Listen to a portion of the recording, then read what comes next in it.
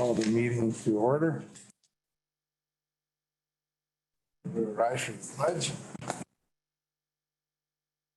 I pledge allegiance to the flag of the United States of America and to the republic for which it stands, one nation, under God, indivisible, liberty and justice for all.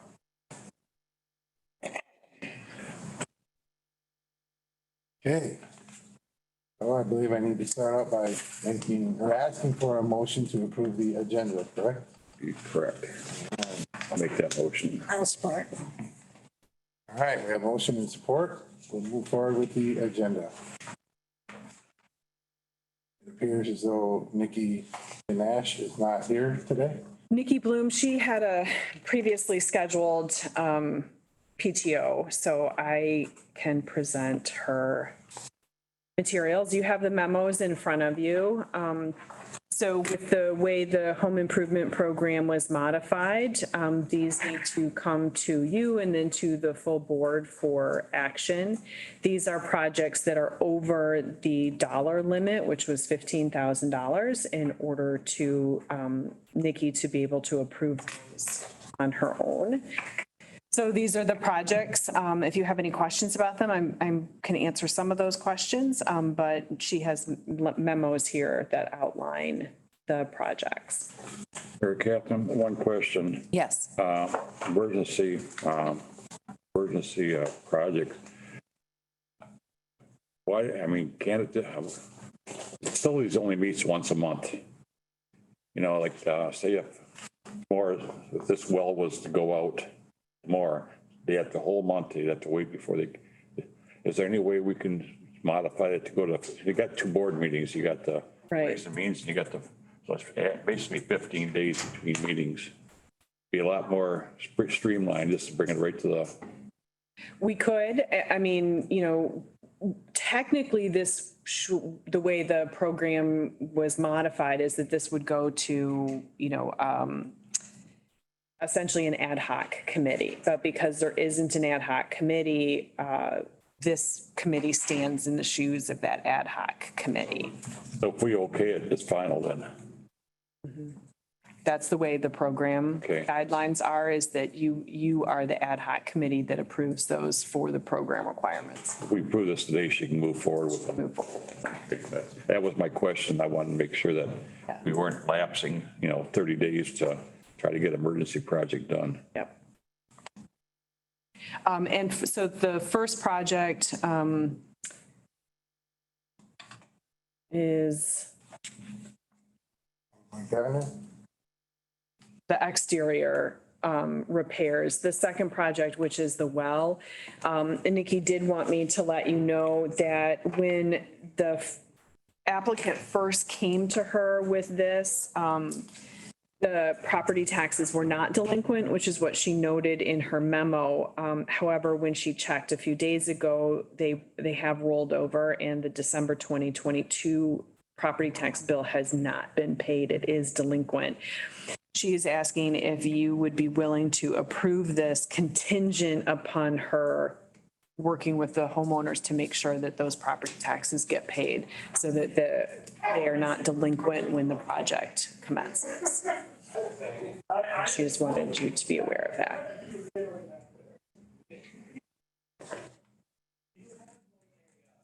That's for the exterior.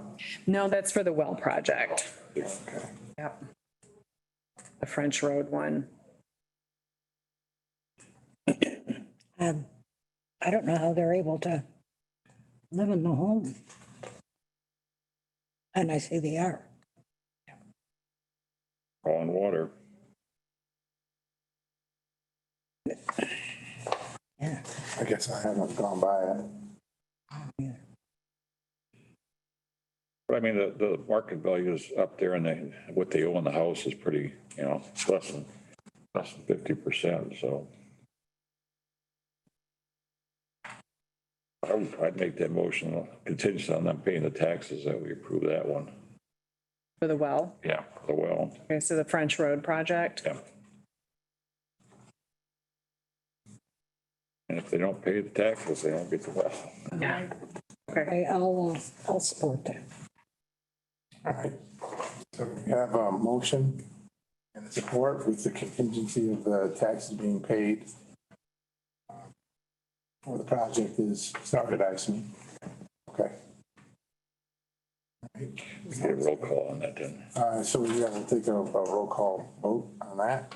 Commissioner Fournier, Yes. Commissioner Peterson. Yes. Commissioner Konarshewski. Yes. And then for the Long Lake Avenue project,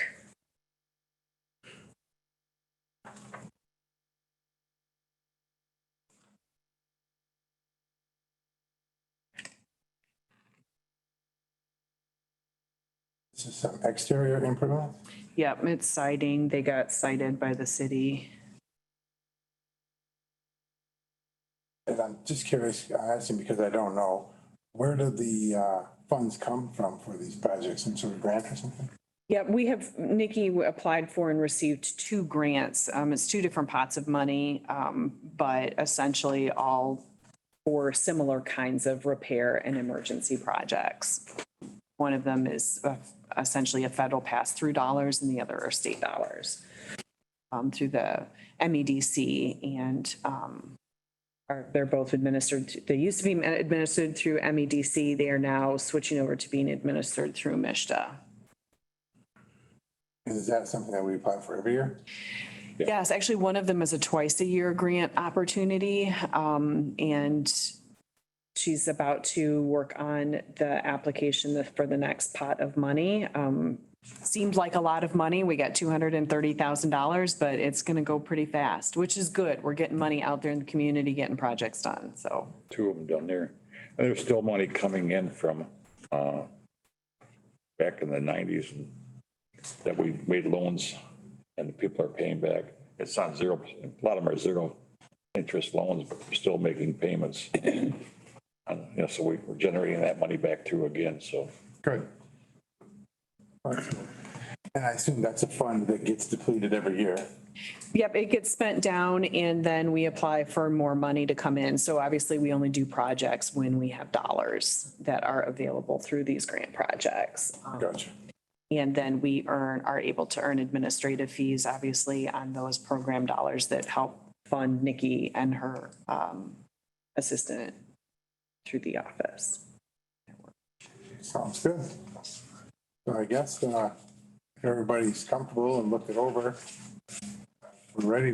I'll ask for a motion. Motion on Long Lake, Long Lake project, yeah. Long Lake Avenue project. We have a motion on the floor to move forward. I'll support. That, we have support. So we'll call for a roll call vote again to move forward as stated. And just to ask, the taxes obviously are all clear on this project. Yes, this one is all set. Yep. All right, so we'll look for a roll call vote on this project as well. Commissioner Peterson. Yes. Commissioner Fournier. Yes. Commissioner Konarshewski. Yes. Okay. Carry on down the agenda to Wes.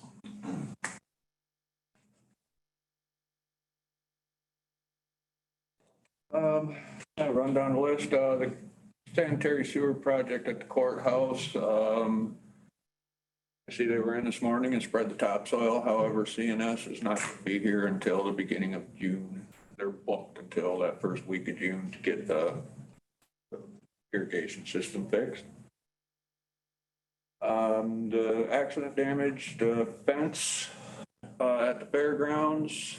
I spoke with them yesterday. They will be here tomorrow to start on that, get that wrapped up. The 911 tower project's been pushed back, I believe, until like the first part of June to put that in service.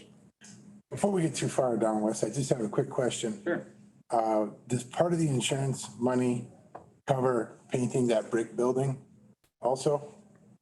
Yeah, we'll get that painted. I'd like to get it painted inside and out. The insurance money does not cover I didn't figure that into the insurance claim because the whole building needs painted inside, scraped and painted. Gotcha. It don't have heat in it it's summer or winter.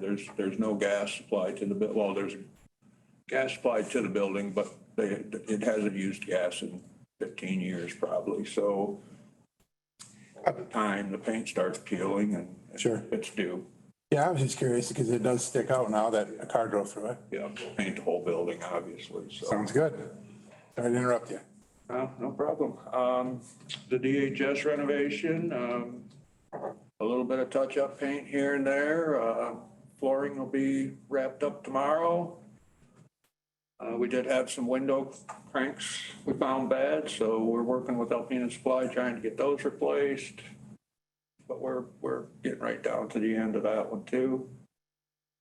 The building automation upgrade, all those Jace have been replaced and just waiting on the final bill on that. The rooftop units at the terminal, that project was started the beginning of the week. They say it might take a couple weeks to get that one done, so. MDOT building, still waiting to hear from Control Solutions. They were working on getting materials in for that building. Spring cleanup is happening, and the fairgrounds ready for the camping season is done. Water's on, power's on. Things are all taken care of. Great. Do we ever, like, every other year or anything, do we have the main courthouse power washed? We have not had that done in quite a while. I just noticed that when we were walking around last Thursday, especially the higher up, Yeah. it looks a little bit crappy. It needs to be power washed, repainted, but there's also a couple spots that I noticed actually last fall. They're not big spots, but where the plaster's coming loose, there's a bubble in it. And I was gonna dig in. I don't remember the name of the company who the county hired to come in and do some repairs like that. And they're the ones that actually painted the building too. But I'll have to look it up and see what we need to do to get those couple areas repaired also. So I don't know what your budget looks like for that courthouse, but is that something that, for the cleaning, that's not something that you guys would do, right? No, we don't have a lift to get up and do any of that kind of stuff. We would have to hire that out. Sure. I can get prices if you'd like to do that. That's not it. Is that something that we should maybe put out for bids? Do we think? I guess I would talk to a person first and see where it falls within our procurement, policy, and if it needed to go out for bids, yeah, we would put it out for bids. Sure. Gotcha. But I'll definitely look into that. Okay. I figured you were looking for something to do, Thanks. Yep.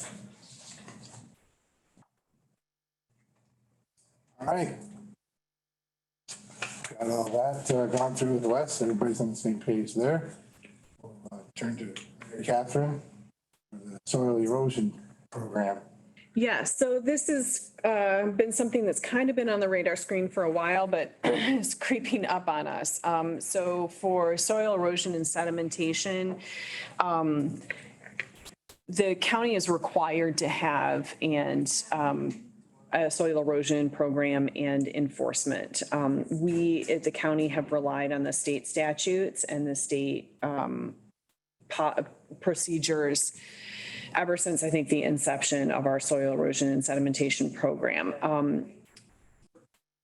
It was something that Don Gilmet brought up when he was a commissioner, which is that in doing that, it means that if there are fees or if there are penalties for violations of the soil erosion and sedimentation requirements, because we simply default to the state statutes, those fees escheat to the state of Michigan.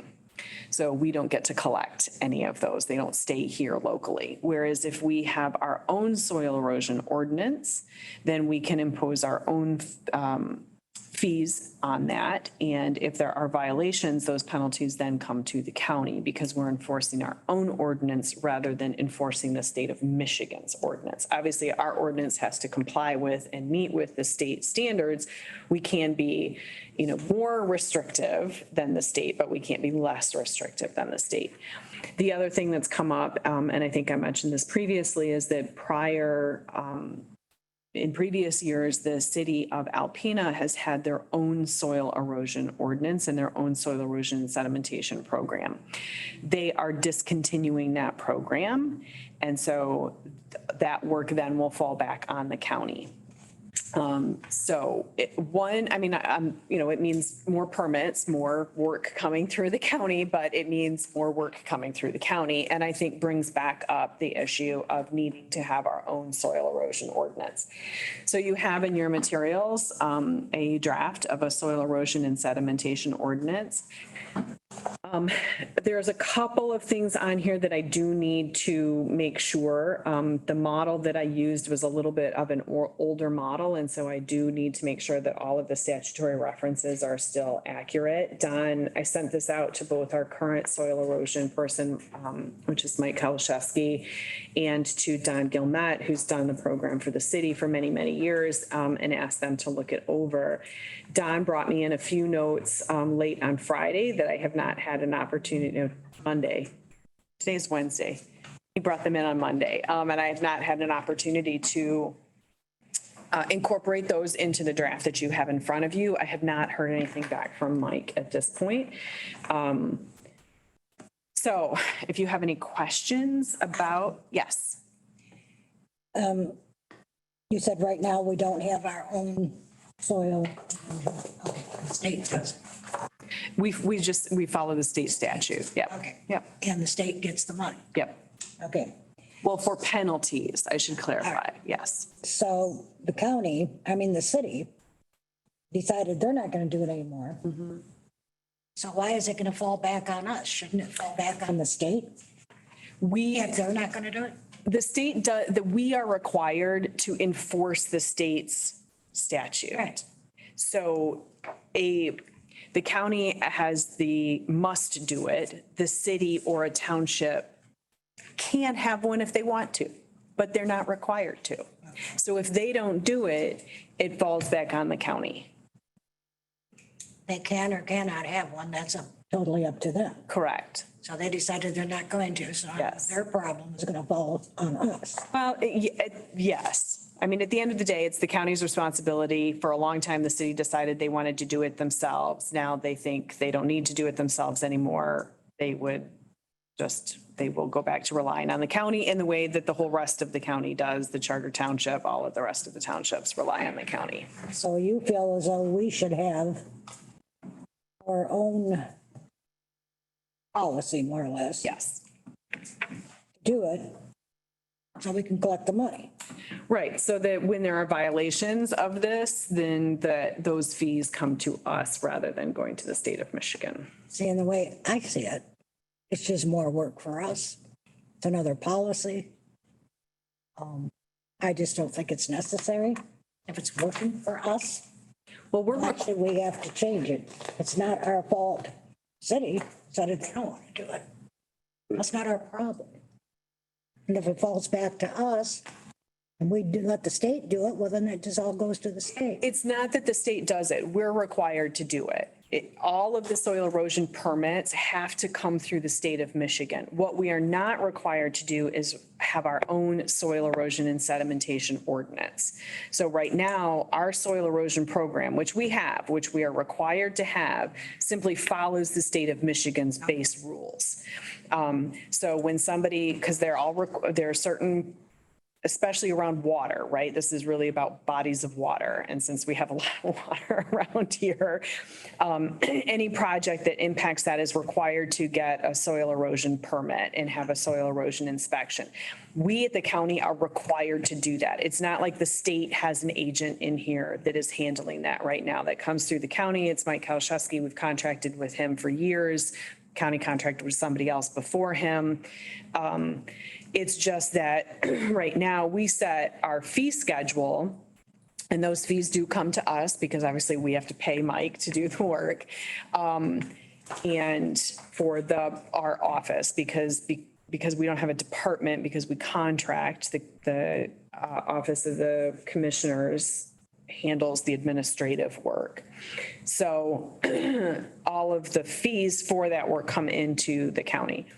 But if there are penalties because somebody messes up, The penalties go to the state of Michigan because we're enforcing the state of Michigan's rules. We haven't set our own rules. So this would simply be us, instead of just relying on the state's rules, we would set our own rules, which means that as well as the fees that are collected for doing the permitting, if there are penalties, we get the penalties, as opposed to having to send the penalties to the state of Michigan. There's some hefty penalties too. There can be. Yep. I know one right now about $40,000. You ever collect them? That's collected. It becomes a lien against the property. Yeah, it comes lien against the property, so. So is the state, funding our people? No, it's through our fees. When you go for a soil erosion permit, you pay a fee that goes into funding Mike's job. Okay. Yep, it's entirely, the way the county has run it for years is that essentially, other than, a few things that come into us for making copies, all of the fees go to Mike. That's the contract. I just don't like the idea of having another policy. I mean, we can't keep up with the policy. Well, if I'm understanding what you're saying, we already have the policy Yeah. from the state. We do, we just have to follow the states. Yep, And make our own. right. So if we have our own soil erosion and sedimentation ordinance, then it's ours. And essentially, this models the state rules, right? Because we have to at least follow what the state is doing. So it just means that instead of when Mike, has to make sure that it's meeting the state requirements, instead of looking at the state statute, he's looking at our ordinance. Why is the city not deciding to do it anymore? Honestly, Commissioner Fournier, I could not answer that question. I just was notified that they will not be doing it any longer. I assume that it probably has something to do with, they probably have very few permits in the city limits. They do. They do not have very many. I asked the city manager how many, and she said maybe 10 to 15 a year.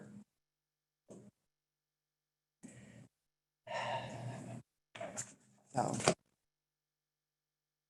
Oh, So if I'm hearing this properly, this is something that we already have to abide by. We just have to fine tune their rules to fit our rules and make our own policy. And then we can collect the money from the fees. yes, The fine. for the fines and penalties. Yep. We can't fine tune the state's policy. We have to, we could be more We have stringent. to make our own policy, right? Well, you follow the same, gotta follow the same state. policy, but then if you want to make it a little bit more stringent, you can. But you have to follow the state's policy, which we're doing now. This is just taking their policy, making it our policy, so we can collect fees for penalties. right. So we're not looking to approve this today, right? No, this is just a first reading for you guys to ask any questions, see if there was something in here that caught your eye that you wanted to get more information on. As I said, I need to double check a couple of the statutory references on this, but if you wanted to, recommend that this move forward, you don't have to do multiple readings, but there would have to be a public hearing, so we would put it on an upcoming full board meeting. The full board would review it again. There'd be a public hearing. If you passed it, then it goes into effect 90 days after it's passed by the Board of Commissioners. In my opinion, I think that you should fine tune this as soon as possible, maybe by the middle of next week, if you will. And then we'll get this preliminary out to the other commissioners and get it, on the agenda for the next full board. I don't know what your thoughts are. Yeah, that sounds good. Because there's a lot of reading. Yeah. Yeah. You can't, go to the meeting and start reading it. And Right. It definitely should be to the all the commissioners, I would think at least, even if it's via email, not on the agenda, a week before the next full board if possible, so everybody can go through it. Right. Well, then it will probably not make next week's board meeting. It will probably be the first Okay. Ways and means. meeting, the Ways and Means, Yeah, June. Okay. I think that's okay. I mean, it's not like something we should do sooner than later, but we also don't want to rush through it and, Right. you know, go at it half So I will strength. make that motion. We have a motion to fine tune this and have it to the commissioners 1 week before meeting on It'd be the finance and ways. First part of the month, I 7th. 7th. No, that's facilities. 13th, excuse me. Okay. All right, so once again, we have a motion to have this available for review at least 7 days before the 13th, and then we're going to bring it to full board on the meeting on the 13th. I'm looking for support for that motion from Brenda. So we have a motion and a support from Mr. Peterson. Is this something that we need a roll call vote on? This, no, this, Just take a vote. Yeah. All in favor, say aye. all right. All opposed, say the same. So we have that motion, it's passed, we'll move forward with that, and we'll get it on the agenda for the 13th. sounds good. Okay, All right. So the next item on the agenda is the restated property lease for Northern Lights Arena. And this goes in conjunction with the two documents that I gave you just before the meeting started, which is the surcharge collection policy and the surcharge use policy. So John noted at one of our last meetings that there was some discrepancy between our policy and the lease.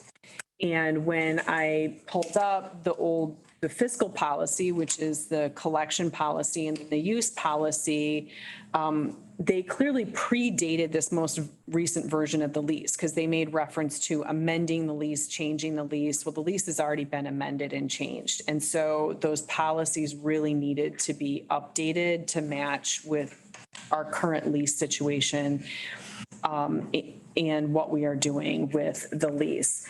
There was also some comments in regards to the existing lease from our treasurer that there was some language in the lease that had to do with the treasurer approving or disapproving certain types of expenditures. And the treasurer had indicated that that really wasn't her role and she didn't feel comfortable with that and hadn't been doing it anyway. And that's not the way we've been handling it. You know, when those requests for reimbursement come in, they've been coming to this committee. So it made sense to remove that language as it really didn't apply and wasn't appropriate for the lease. Then I just cleaned up a couple of other little things on the lease. All of the basic provisions of this lease are exactly the same. It's just cleaning up some of the details on it, and then that reference in the beginning in regards to the treasurer. Really what needed to be modified was the surcharge policy. So the collection policy was really, because it must have happened and, you know, either Commissioner Peterson or Commissioner Fournier might have more history on this. Clearly, the surcharge came up after, anyway, the surcharge policy was imposed after some lease agreements had been done. So the old surcharge policy was making changes to a lease that was in effect. That's correct. So the new lease clears that up, right? The lease has the surcharge in it. It's right there in the lease. We're not making any changes to a new lease. So I removed that language from the surcharge policy, from both the collection policy and the use policy, and just kind of cleaned it up for clarity purposes. What I kind of wanted to go over, though, was on the use policy. And it's really, it won't be an amendment anymore. So I'll take off that amendment. because we're restating the policy, but the purpose language I updated. And then I kind of wanted to go through these examples of items which could be considered for the surcharge fund use and make sure that those were still accurate, and that's what should be on this list. And then talk for a minute about the stuff that I struck out at the end, which was the $2,000 budgeted, and talk about that and why I think that should be stricken. So it's a lot between the amendments to the lease and the amendments to the two surcharge policies. But really, it's not making any major changes. It's just cleaning up the language and making it clearer. Have these been proposed to the Northern Lights folks? I have not taken these back to them yet. I wanted to work through them with you guys first before we did that. As I said, it doesn't really change any of the base terms, although they might have some comments about the things that the surcharge can be used for, but that the surcharge is entirely within the discretion of the Board of Commissioners.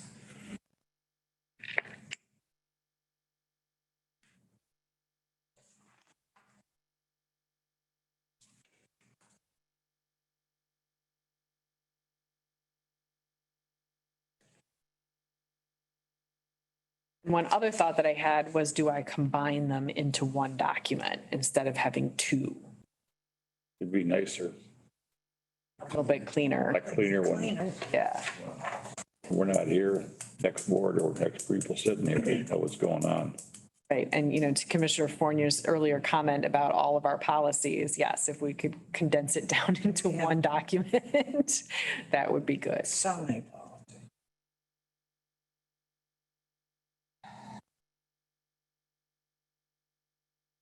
So we have a little bit more time to chew on it. Yeah. Why don't we have you move forward with putting it into one document? And then we can send that out and kind of review it as a whole. Is that something, how long do we want to wait for something like this? Well, and in the meantime, if you're comfortable, I could go ahead and have a conversation with the rink management folks. I think it's a good idea. Yeah, they might find something else on here that, Yeah, they may have some value added comments or whatnot.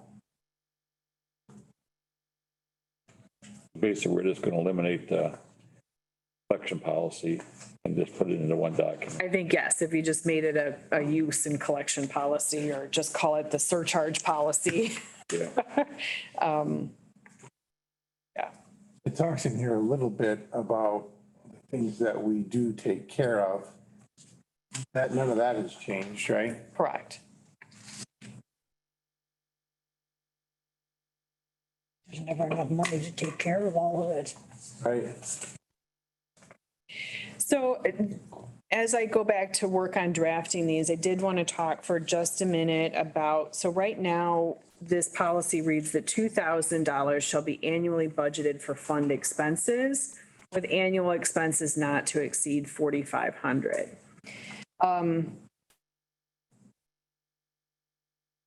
So I think this is part of where some of the confusion comes up, because this language was clearly drafted before the most recent version of the lease. So the most recent version of the lease is that for items that could be considered to be covered under the surcharge policy, the rink management folks are responsible for the first $6,000. So of all of these things that could be considered for use under the surcharge policy, they have to spend $6,000 before we start reimbursing. But right here, it says $2,000 shall be annually budgeted for fund expenses. So that kind of brings into question, like, how do those two play together? When were those dollar amounts established? That lease was just done in 2021. And this surcharge policy was passed obviously back in 2010. Okay. And I think $2,000 is not enough. Well, that's why I asked when those prices were established, because obviously everything has gone up significantly. Right. As should our income from this property have gone up. Yeah. You know, there's more people taking part in it. Yes. So, I mean, it'd be a lot simpler. We put in there, they're responsible for the 6,000 and above and beyond that, they bring it back to this board. And we decide whether it's repayable or they pay it. Well, so some language I was considering putting in, so if you go back to the first page where you see the purpose, and I can get into a different place. I said, all capital replacement or improvement projects must be included on the county's capital improvement plan, and all surcharge fund projects must be approved as part of the county's regular budgeting process.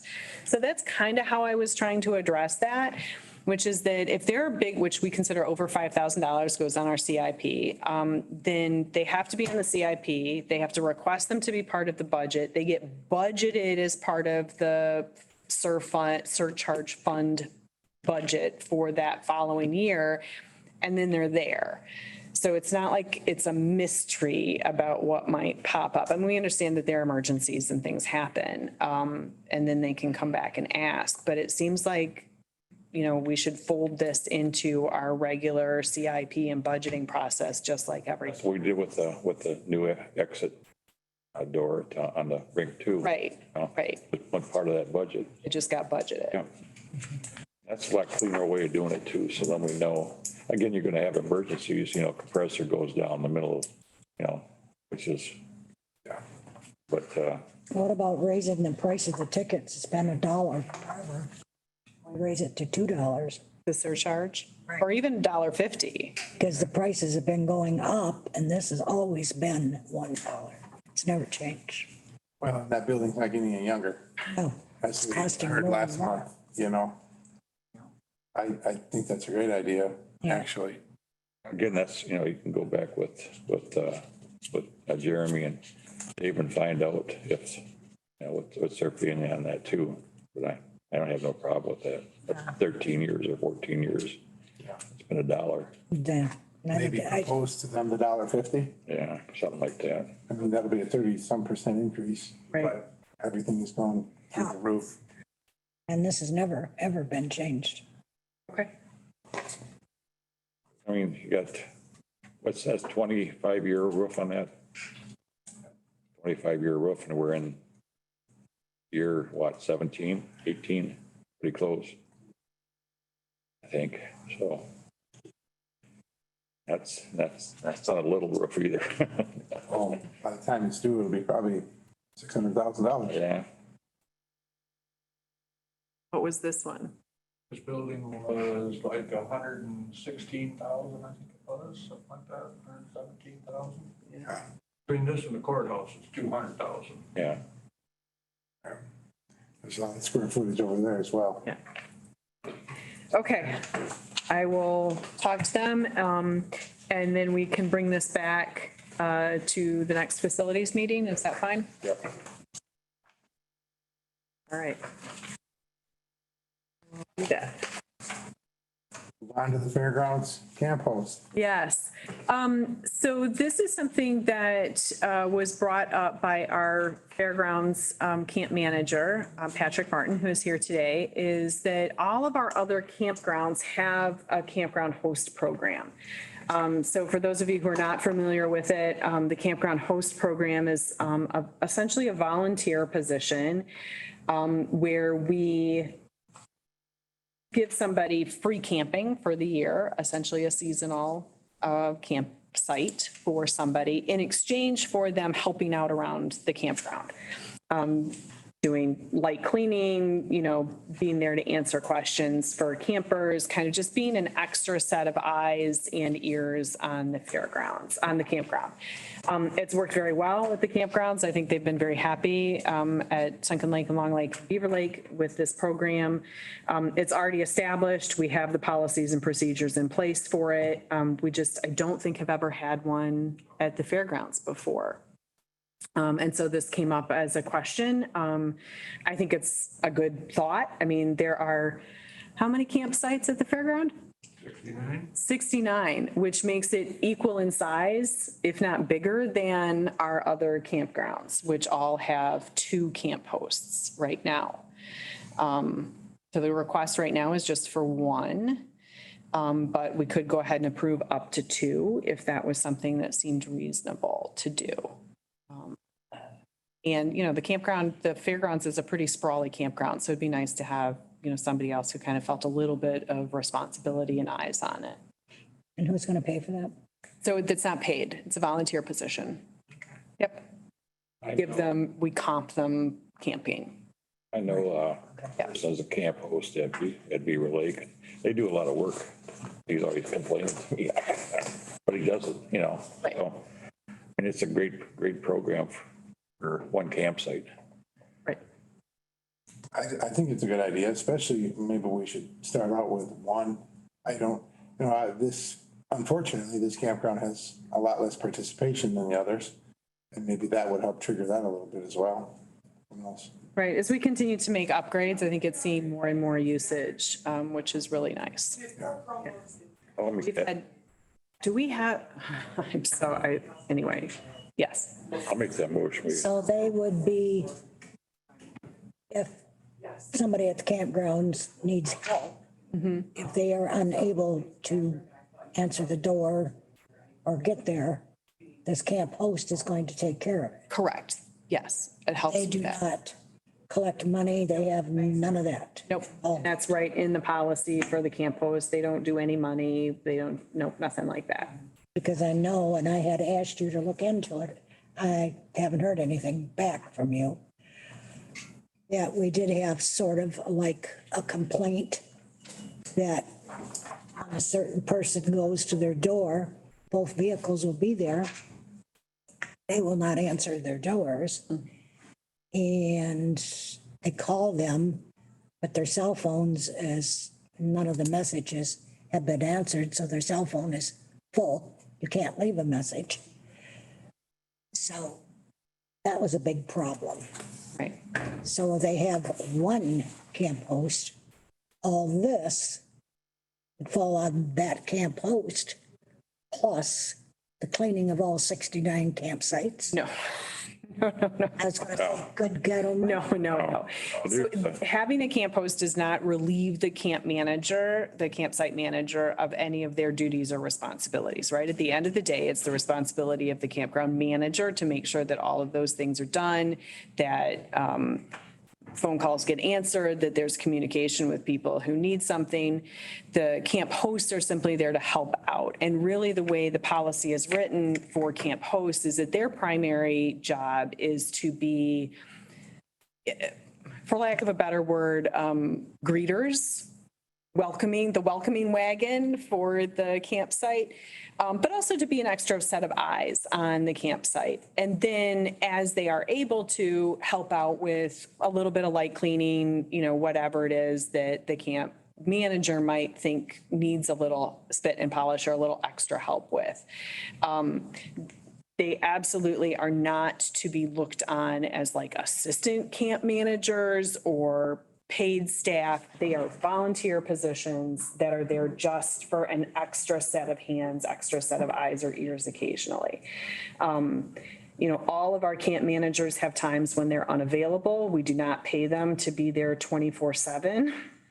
We pay them for a certain number of hours a week, and that's what we are expecting them to do. And so having somebody else there does give us a little bit of additional extra coverage on those hours when a camp manager might not be available. I know I was just out to Long Lake Park, and I had happened to run into the ex-camp host who quit. She said the pressure on her and things that were happening, she decided she was done. She was an excellent camp host. I just don't want to see that happen at the fairgrounds. I mean, if we get a camp host in there, they or she or he Right. will know exactly what the terms are, what they are expected to do and nothing beyond that expectations, which did happen at Long Lake Park. So as long as he knows this camp host is just going to do these duties, nothing more, the rest is on him. Well, I wouldn't have a problem with that. That's in the policy. and they have two, so, Matter, this policy don't. Well, that's right. policy So comes back to us and they have their co-managers here as, are you referring to the person who quit as the co-manager out at Long Lake Park? Because I don't think we had any camp hosts that quit. I believe she was the co-man. Yes. difference. So, that's obviously it's a little bit different being a co-manager rather than being a host. There are some added duties and responsibilities there. And yes, I know that got to be a little bit of a fraught situation out there. But, at most of our parks, the hosts are very, very content and happy and are returned year after year after year. So I think it's a good thing to start, and see how it works Well, out. it's quite obvious that he does need some help, but there's a lot of campsites Yes. there. I agree. I just don't want to see everything fall on this camp host by the wayside. Yeah. I think, I hear you. And I think we would hear from the camp host if that happened. Camp host. Now, it's not up to us. For fairgrounds.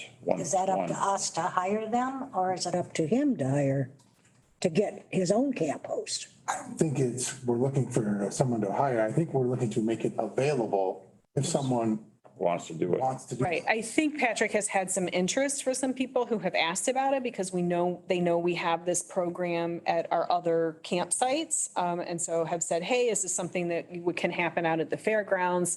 So if this were the case, we would go through the same procedure that we do with the campgrounds, which is that we, throw a post out there that, hey, we're looking for people. You put in an application. There's a background check that's performed. For the other campsites, those recommendations do go to the board for approval. They work their way through the point person system and do end up getting approved by the board, but it comes after they've gone through the regular HR processes. And then a recommendation is made, I think 9 times out of 10 or 10 times out of 10, the recommendation is approved by the board. So if we do have an applicant, the campgrounds fall in this weird space of they don't have a home right now, which is a little bit sad, but that recommendation can either come back to this board or we can take it straight to the full board to approve whoever applies and it clears the background checks and requirements. That's another question too, on the homeless people that are camping at campground. Is there a limitation of how long they can stay, or can they stay all summer? They pay for their camping. So they are just like any other person who pays for their camping. If they pay a weekly fee and they are paid up, then they can just keep paying the weekly fee. We don't have any limitations on any of our folks as long as they pay the going rate. Do you have certain campsites that are strictly seasonal? There's 2 in the back that are strictly seasonal, and then you can do whatever you want on the front. Just depends if it's available all season. The 2 people that are in the front right now, the one guy wanted to stay for 2 days. The other ones walked up and were like, can we get a lot for a month? But they talked to me in the middle of April or beginning of May. They stopped by and wanted a lot. I obviously didn't get it till May 12th, but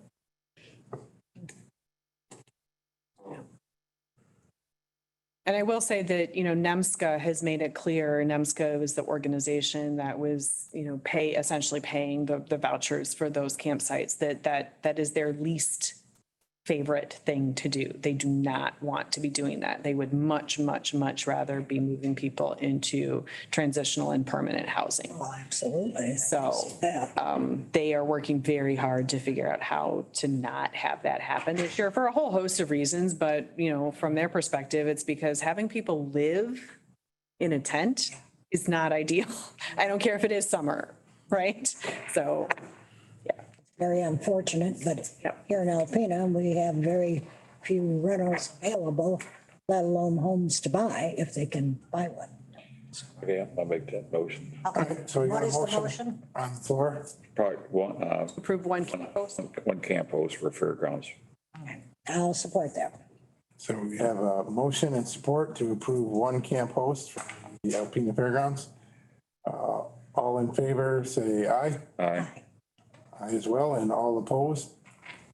Okay, so we'll move forward with, 3 in agreement. Motion passed. Yes, motion passed. So the next item on the list is the gator repairs. Operation building. Oh, I'm sorry, Milton. Yeah, sorry, and just for clarification, when we have those applicants for camp host to come through, do you want those approvals to come back to this committee or just go straight to the full board for approval?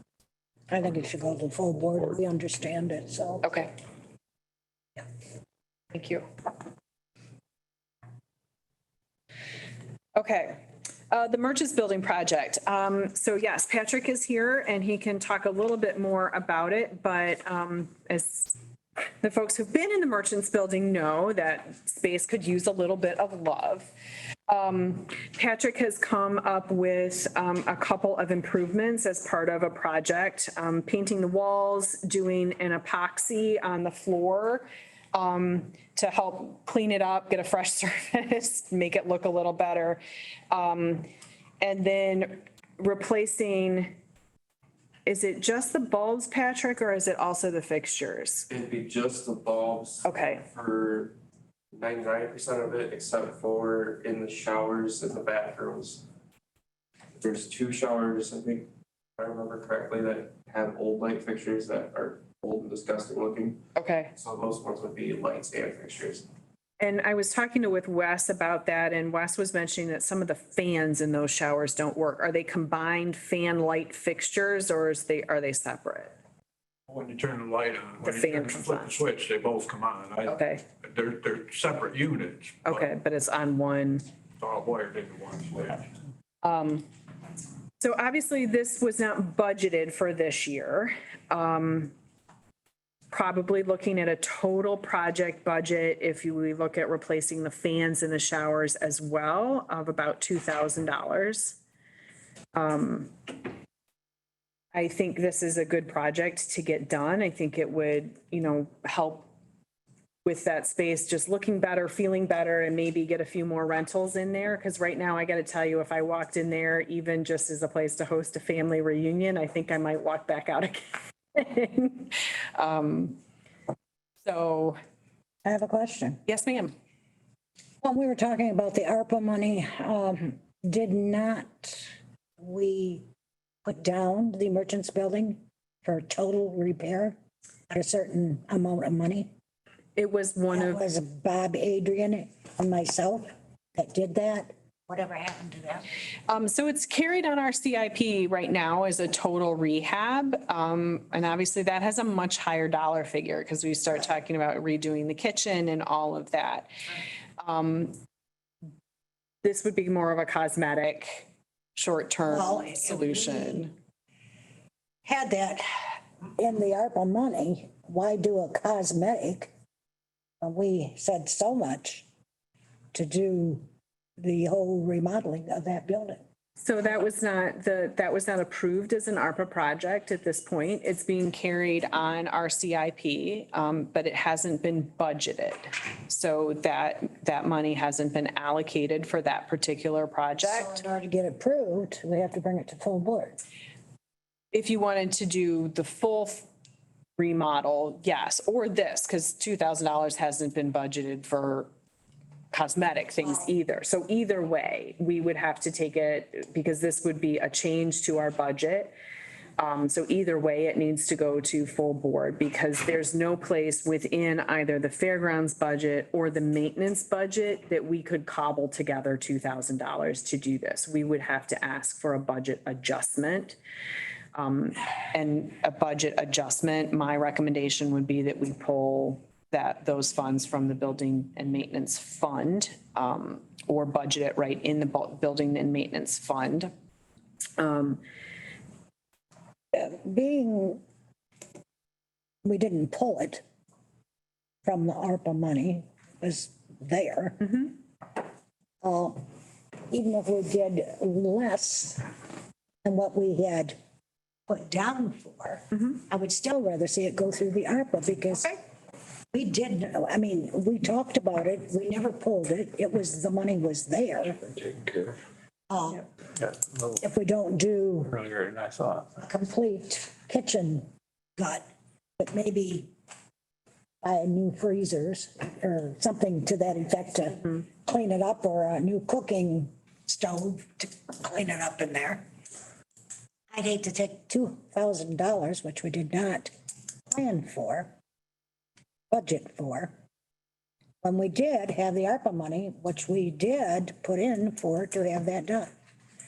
I would prefer going that way with the ARPA money. Right. I can definitely see that. The larger project is definitely still something on the radar screen. And, you know, when we get back the report from Plant Moran Cressa, who are doing our building use study, that building is definitely, and the fairgrounds are definitely a part of it. So I was kind of waiting for them to make some recommendations to us and give us some price tags. Before we talked about that larger project. But, you know, $2,000 to do some lights and some painting and some freshening up Be done anyway. seemed like a good, a good first step towards getting things cleaned up a little bit in there. Wes did, when, I don't know if you remember this, Commissioner Fournier, when the jail came down, Wes did repurpose the stove, the commercial stove that was in the jail to the fairgrounds. So that is over in the fairgrounds now. I think the equipment that's in the kitchen is actually okay, but the floor really needs to get redone. The windows all need to get redone. Probably could be, the cabinets need a little upgrade. And I'm kind of surprised that it keeps getting certified by the health department, because I know that they want solid surface and those are wood cabinets. So at some point, we might think about replacing those with commercial grade if we're going to keep that building and use it in the way that it's been being. So the only problem I have is taking good money, throwing it in there, and a year later turning around and going back in there and redoing the whole thing. But you said there's money in, So yes, you could take the $2,000 out of the ARPA fund, and put it in a buildings and grounds fund and spend it from there, or we could just do $2,000 from the buildings and grounds fund. That fund's got enough money in it. Can I make a quick request? Yeah, If we're gonna do this, yes, the paint in the showers over there is peeling bad. They all need epoxy paint. They need to be cleaned up. The other problem we're having in the shower rooms and bathrooms is when you mop the floor, it takes all day to dry. Sometimes it don't dry. oh, I can see. Go in the next day, they need sealer. They need to be scrubbed and sealer put on them. I don't have a dollar amount. You know, to do the showers and the floors, you're probably looking at another $500. But if we're gonna do that stuff, those would be two things that I would suggest we get taken care of also. Which makes sense. Because we're not gonna remodel the bathroom floor with the ARPA, when we do the ARPA modeling. So if you put the sealant down now, it's not money lost. No. So I agree with Wes then, because, yeah. All right, so if we take, Bump the project to 2,500? yeah, actually, I'd bump it to 3, because, I agree. Yeah. That epoxy stuff is, yeah, Pretty it's, expensive. I would bump it to 3. it's the right tool for the job, I think. Well, that's what's in there now, the epoxy paint, but On the lighting, Wes, you're talking about the whole inside lighting? I mean, all the ceiling lights, Everything. everything, All light bulbs would be changed too. I think LEDs? yeah, I think there were like 70-watt LEDs. They're the cool white ones, so it's more, or daylight is what they're called. Yeah. It's whiter light in there. Yeah. And then the ones, he was replacing everything, all in the bathroom, the kitchen, everything was getting changed to LEDs, and we'd actually get reimbursed a little bit. Yeah, I think it's $209 or something like that. Yeah. Plus the savings in the LED too, so. And what about the fans in the bathroom? Yep, I've got that down as part of the project too. Okay. All right, So do we want to take that money out of the ARPA money or do Take it out of the building and grounds. do we have that kind of money in there, Wes?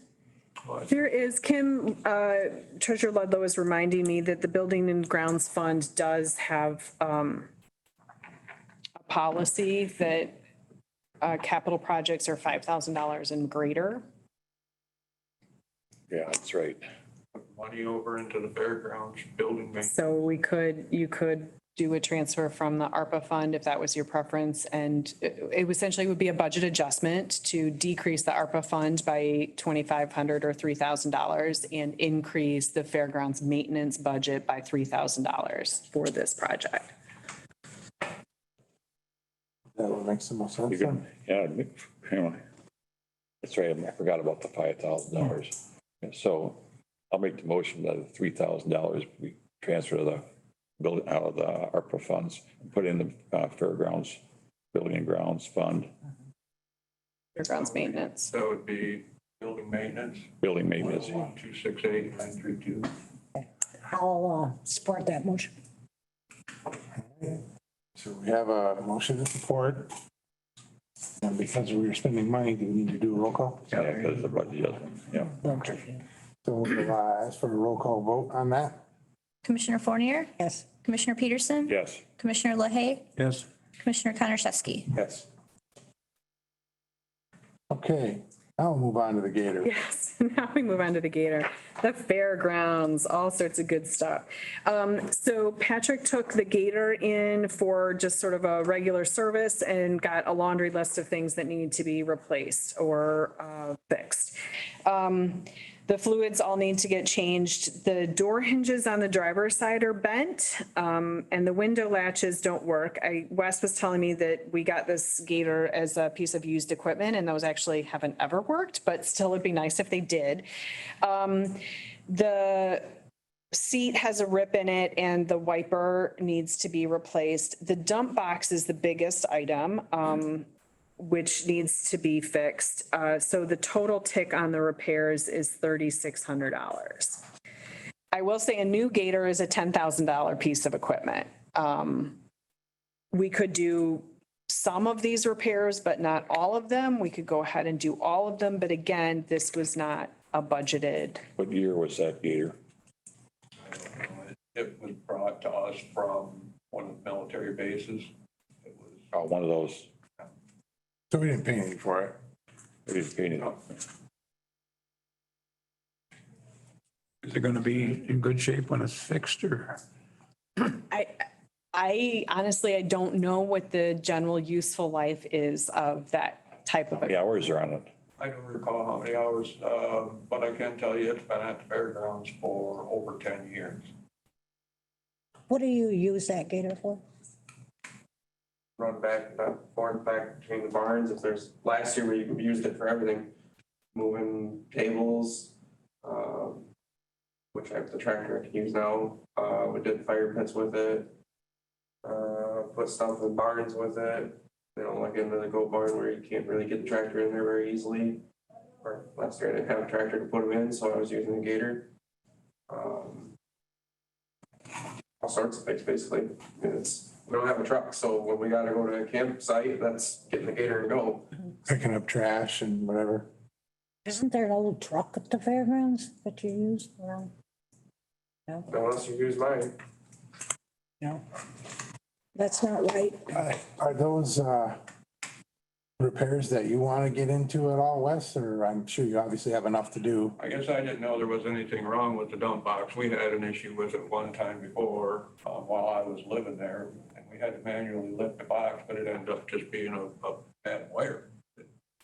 It's electric dump. It's not a big fancy hydraulic system. It's, I'm sure that this is probably a lot of these repairs your people could tackle. It's just a matter of if you have time or if you want to tinker with right it. now, we don't have, we're behind Yeah, bad right now, so. yep, I kind of figure. And where did we take it to get the repairs quoted? So it's. Okay, yep. Where's that? The old Gamble's building. It's been bought out by a company named Hudson. Yeah. Yep. Well, Seems like a lot. Especially, The trouble is, if you get it fixed and it's that old, you don't know if the engine takes a dump on you, then you're Yeah, throwing good money. how much do used ones cost? If you can get it. It's probably, useful life is probably done if it's over 10 years old. They did say when I dropped it off that it ran really, really good. It's basically got a motorcycle engine in it is what it's got. yeah. They really do last a long time. I mean, my neighbor has one that's probably 25 years old right now. And he is half paralyzed and he uses it, I bet you 4 or 5 hours a day. I mean, it's like his legs, you know, and I think it's a valuable tool for us. The fact that it was given to us, I mean, $3,600 is a lot of money, but we're going to have 3 times that if we replace it with a new one. I feel like we should probably just, you know, spend the money and get it done. Maybe we take a step back for a second and get a quote from like Steve's Repair. You know, what are your thoughts, Wes? This is kind of your area. Yeah, I mean, getting a quote from somebody else definitely wouldn't hurt. Yeah, I think it needs to be fixed. I agree with that. And I can certainly understand that it's a very valuable tool for the fairgrounds, no doubt. So why don't we do that?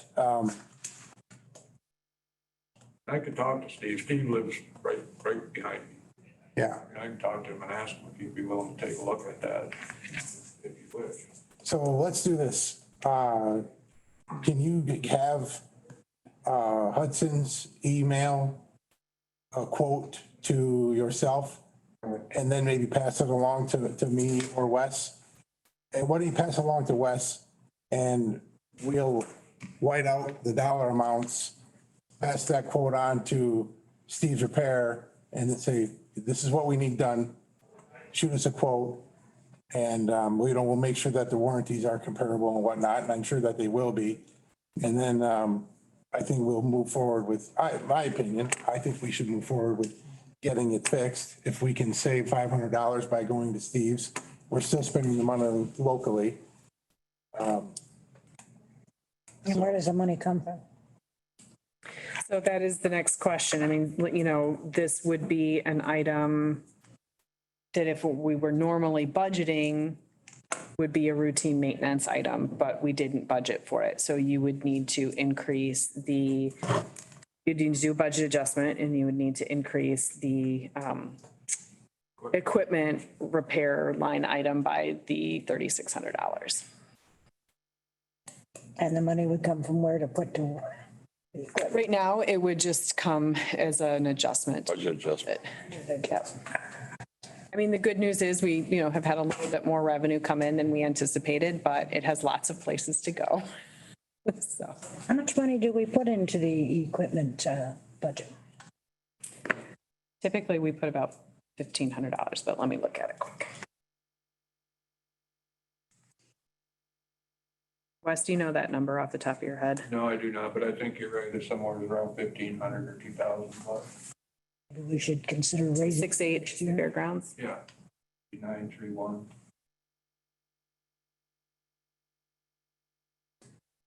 We do have a lot of equipment. Yeah, that seems like a ridiculously low number. Lower number.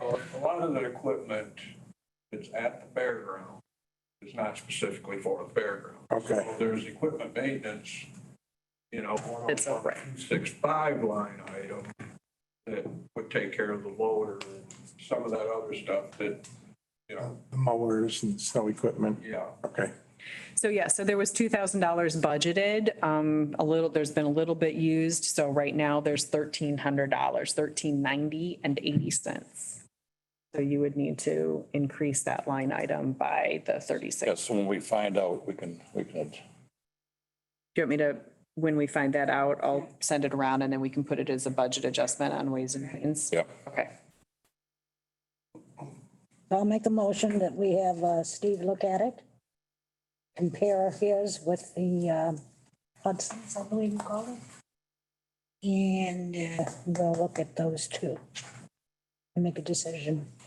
I'll support it. All right, we have a motion and support. We're not talking about any money yet, so we don't really need roll call. So, all in favor? Aye. Aye. All right, Motion carries. motion carries. Unless there's anything else, oh, we have the recycling report. Just to receive and file if anyone has any questions. Make a motion, we see and file a report from recycling. All right, we have a motion and support. Have any vote on that? Yep. Okay. All in favor of moving forward and filing that report? Aye. All right, anybody opposed? Okay, motion carries. All right, I believe we're done, right? We are done. Thank you very much. Meeting adjourned. We adjourn.